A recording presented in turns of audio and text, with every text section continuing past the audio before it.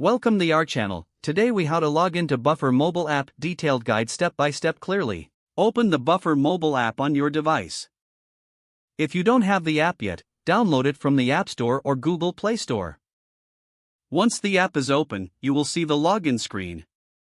Enter your email address in the designated field. Make sure to use the email linked to your Buffer account. Next, enter your password in the password field. If you've forgotten your password, tap on the Forgot Password link. Follow the prompts to reset your password if needed. After entering your credentials, tap on the Login button. If your information is correct, the app will log you in. If you encounter an error message, double-check your email and password for accuracy.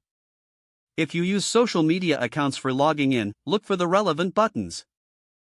These buttons usually include options for Facebook or Twitter login. Tap on the desired social media button to log in using that account. You may be prompted to authenticate through the respective social media platform. Once logged in, you will be directed to your Buffer dashboard. Take a moment to familiarize yourself with the app's layout. Now you are ready to start scheduling your posts using Buffer. If you have multiple accounts linked, choose the account you want to manage. Congratulations, you have successfully logged into the Buffer mobile app. If the page does not load, refresh the browser or try again in a private or incognito window. Make sure you are using the correct email address, then retype it carefully to avoid small typos. If your password is not accepted, use the reset option and create a new strong password you can remember. Check your spam folder for verification or security emails, then complete any requested confirmation steps.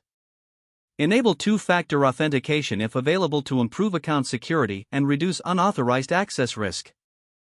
After signing in, review your profile details so your contact information and settings are accurate and current. If you see an error message, note it down and try again after restarting your device and internet connection. Log out when you finish, especially on shared devices, to keep your account and payment information secure. Don't forget to like this video and subscribe to our channel for more step-by-step tech guides.